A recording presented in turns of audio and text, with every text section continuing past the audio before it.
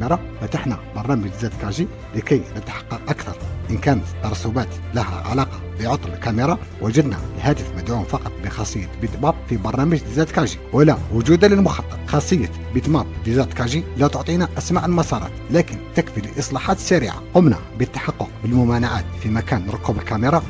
وجدنا نقطة تعطي OL أو بلوب. كما راكم تشوفوا المسار في القياس يعطي قطع يذهب مباشرة فوق المكان الذي به ترسبات ماء جاف.